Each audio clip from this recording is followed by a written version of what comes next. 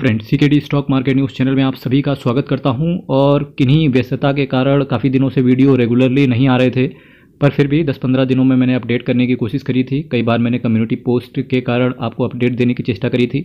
दिक्कत ये थी कि मेरे राइट हैंड पे एक सर्जरी हुई थी, काफ़ी बड़ी सर्जरी थी। फाइनली अब मुझे हॉस्पिटल से ऑलमोस्ट डिस्चार्ज मिल चुका है। अभी फ़िलहाल 15 दिन में रेगुलर चेकअप के लिए हर 1-2 महीने में जाना पड़ेगा। फिर भी अब हालत राइट हैंड की काफ़ी हद तक ठीक है और मेडिसिन भी ऑलमोस्ट ख़त्म होने के कगार पर ही है, तो जिसकी वजह से रेगुलरली वीडियो नहीं आ पा रहे थे। अब आपको हर रोज़ वीडियो मिला करेगा। होप्स हो कि आगे भी चीज़ें सारी सही रहेंगी। और डॉक्टर के एक्सपर्ट ने तो फिलहाल यही बोला है। चलिए बात करते हैं आज मैं आपके सामने कि पास्ट में क्या क्या घटित हुआ इन 2-4 महीने में। इवन मैं बात करूं, जून का महीना बहुत ही ज़्यादा उठापटक वाला रहा। स्पेशली अगर मैं बात करूं 4 जून और 3 जून की, 3 जून को जब एग्जिट पोल आए तो मार्केट ने धमाकेदार रैली दी और 4 जून के बाद से मार्केट एक तरीके से श्रिंक हो गया, एक तरीके से बोले तो लपेट दिया गया। अगर हम डिफेंस सेक्टर के अलावा बात करें, यानी कि डिफेंस पीएसयू सेक्टर के अलावा जिन भी म्यूचुअल फंड वालों का पैसा था उसके अलावा बात करें, चाहे वो पीएसयू स्टॉक्स हों, जैसे कि रेलवे स्टॉक्स हों, पावर स्टॉक्स हों, सप्रेस्ड हो गए, बहुत तेज़ी से नीचे गिरते हुए देखने को मिले। अब जैसे भारत इलेक्ट्रॉनिक्स लिमिटेड BEL की बात करेंगे तो वो शेयर भी अभी ज़्यादा उछक के नहीं आ पाया है। हालांकि म्यूचुअल फंड की बात करेंगे, चाहे निप्पॉन इंडिया का स्मॉल कैप हो, क्वांट का स्मॉल कैप हो, large and mid cap category के म्यूचुअल फंड्स हों, वो वापस से पॉजिटिव ट्रेजेक्टरी में आ चुके हैं। अब आपको यहाँ से क्या शिक्षा मिलती है कि कई बार 4 जून को जब रिजल्ट ख़राब आया तो ये जो पॉलिटिकल स्टंट हो, इकोनॉमिक एनवायरनमेंट ख़राब हो जाए, इसकी वजह से कई बार ये होता है कि मार्केट में पैनिक क्रिएट होता है, जिसकी वजह से सब लोग बेचना चाहते हैं। अब वो फ्रॉड की वजह से हुआ क्या नहीं हुआ, आपको इस पर जानना नहीं चाहिए। आपको सिर्फ एक चीज़ देखनी पड़ेगी। अगर आपको भारत के ऊपर भरोसा है, इंडिया की ग्रोथ स्टोरी पर भरोसा है, तब आपका नज़रिया भी 10-15 साल के ऊपर का है, तब सिंपल आपको हर गिरावट में, और जो 4 जून को गिरावट देखने को मिली या जब कोविड आया उस तरीके की आपको गिरावट देखने को मिली, ये गिरावट आपको हर 4-5 साल के अंदर गिरावट देखने को मिलेंगी। जब इतनी बड़ी जब इंडेक्स भी 6-6%, 7-7% गिर जाए, ऐसे समय पर आपको किसी भी पोर्टफोलियो को बेचने से बहुत ज़्यादा बचना चाहिए।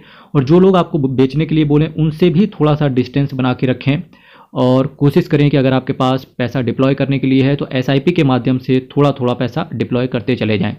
क्योंकि जब नज़रिया 10-15 सालों का हो तो शॉर्ट टर्म में चाहे कितनी भी गिरावट देखने को मिले, चाहे 2008 का लेमन ब्रदर्स देख लो, 2012-13 के आसपास का चाइना की करेंसी का डिवेल्यूएशन देख लो, इसके साथ साथ 2019 में, 2024 में, इसके बाद अभी दिसंबर में आपको फिर से मार्केट में एक बड़ा क्रैश देखने को मिल सकता है क्योंकि US का भी इलेक्शन आ रहा है।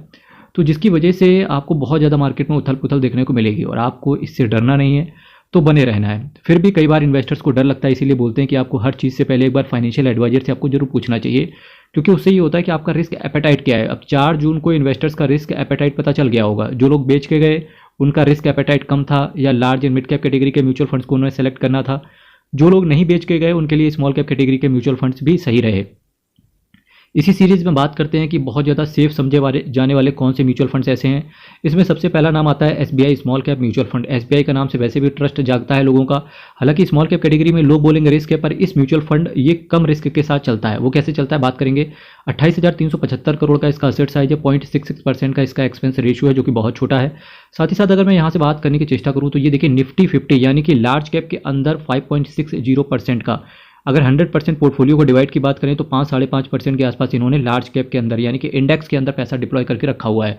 जिसकी वजह से कभी भी मार्केट में जब पैनिक क्रिएट होगा, कभी भी मार्केट में जब गिरावट स्टार्ट होगी, तो जो इन्वेस्टर होते हैं, हम लोग तो बहुत छोटे इन्वेस्टर हैं, जो Morgan Stanley, JP Morgan Chase, ठीक है, नोमोरा जैसी, या IIFL सिक्योरिटीज़, कोटक हो गया, ठीक है, जो AMCs बड़ी असेट मैनेजमेंट कंपनी है, ठीक है, तो ये लोग क्या सेलेक्ट करते हैं, ये लोग जाते हैं डिफेंसिव खेलते हैं। अब डिफेंसिव की बात करें तो 4 जून, 5 जून, ये जो आगे का समय आया, 4 से 10 जून की बात कर लें तो सबसे ज़्यादा आपको, अगर आपने बहुत ज़्यादा मार्केट लॉस हुआ ऑब्जर्व किया होगा तो हिंदुस्तान यूनिलीवर बहुत अच्छा चला, ITC बहुत अच्छा चला, मारिको बहुत अच्छा चला, हेरिटेज फूड्स बहुत अच्छा चला, KCP बहुत अच्छा चला, हमारा की फाइलिंग करवाना हो, यानी कि अगर हेरिटेज फूड्स की बात करें या HUL की बात करोगे, हिंदुस्तान यूनिलीवर लिमिटेड, ITC की बात करोगे, ये सभी लार्ज कैटेगरी के शेयर्स हैं और आदमी डिफेंसिव खेलना चाहता है। वो ऐसा समझता है कि अगर गवर्नमेंट चेंज होगी या इकोनॉमिक का फील्ड के एनवायरनमेंट किसी भी पढ़ ले जाएगा तो एटलीस्ट इंसान अपना खाना बंद नहीं करेगा, जिसकी वजह से इंसान कंजम्पशन सेक्टर में पैसे लगाना स्टार्ट कर देता है। नंबर पर यही खूबसूरती आपको म्यूचुअल फंड के माध्यम से देखने को मिलती है। कहीं ना कहीं एक नेक्स्ट म्यूचुअल फंड में आपके सामने रखने वाला हूं वो इसको देखिए। नंबर पे आप इसी कैटेगरी में जो नेक्स्ट म्यूचुअल फंड है क्वांट स्मॉल कैप, हालांकि ये म्यूचुअल फंड एक स्मॉल कैप कैटेगरी से होकर के आता है, फिर भी 21,242 करोड़ का चैनल को सब्सक्राइब कीजिएगा, वीडियो को लाइक कीजिएगा, केवल बोलिए जोर से हर हर महादेव। साथ ही साथ अगर मैं बात करूं यहाँ से बहुत बहुत धन्यवाद, ये देखना कि लार्ज कैप में इसका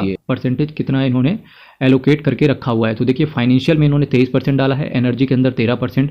वहीं कुछ अगर मैं शेयर्स की बात करूं तो जियो फाइनेंशियल सर्विसेज जैसे बहुत दिग्गज शेयर्स के अंदर इन्होंने पैसे को डाल रखा है, यानी कि लार्ज कैप कैटेगरी के मैक्सिमम शेयर्स को इन्होंने पोर्टफोलियो के तौर पर डाल रखा है। ठीक है, इसके साथ साथ अगर मैं कुछ और म्यूचुअल फंड्स की बात करूं, जैसे मेरा एसेट का एमर्जिंग, जैसे आप large and mid cap category का म्यूचुअल फंड बोलते हो, साथ ही साथ क्वांट का large and mid cap category वाला म्यूचुअल फंड, मोतीलाल ओसवाल का large and mid cap category वाला म्यूचुअल फंड। ठीक है, तो ये कुछ large and mid cap category वाले म्यूचुअल फंड्स ने अच्छा प्रदर्शन किया है। वैसे आज की डेट पे बात करेंगे तो मार्केट ऑल टाइम हाई पे है। काफ़ी सारे इन्वेस्टर्स के जो थीम बेस्ड कैटेगरी के म्यूचुअल फंड होंगे, हो सकता है वो अभी 4 जून के पहली वाली पोजीशन पर ना गए हों, पर अगर जिसके पास कैटेगरी बेस्ड म्यूचुअल फंड होंगे उनको रिटर्न डेफिनेटली बहुत अच्छा देखने को मिल रहा होगा। ऑलमोस्ट 4 जून के पहले वाली ही ट्रेजेक्टरी पर वो म्यूचुअल फंड्स पहुंच गए होंगे, जैसे निप्पॉन इंडिया का स्मॉल कैप हो गया, एक्सिस का स्मॉल कैप हो गया, HSBC का स्मॉल कैप हो गया, कोटक का स्मॉल कैप हो गया, महिंद्रा मनुलाइफ का स्मॉल कैप हो गया, DSP का स्मॉल कैप हो गया या DSP का मिड कैप हो गया। तो ये सारे म्यूचुअल फंड्स ने बहुत अच्छा प्रदर्शन किया है। कोई भी म्यूचुअल फंड से रिलेटेड डाउट हो यहाँ पर कमेंट कीजिएगा। साथ ही साथ टाइम टू टाइम आप अपने म्यूचुअल फंड के पोर्टफोलियो को रिव्यू करवाते रहें। इनकम टैक्स फाइलिंग का सीजन चल रहा है, फॉर्म 16 में काफ़ी सारे सैलरीड एम्प्लॉय के अपडेट हो गए होंगे। अगर ये सर्विसेज आपको चाहिए इनकम टैक्स फाइलिंग की, तो हमारे पास चार्टर्ड अकाउंटेंट एंड एडवोकेट्स की पूरी एक टीम है जिनका इंडस्ट्री के अंदर 8 साल से भी ज़्यादा का एक्सपीरियंस है।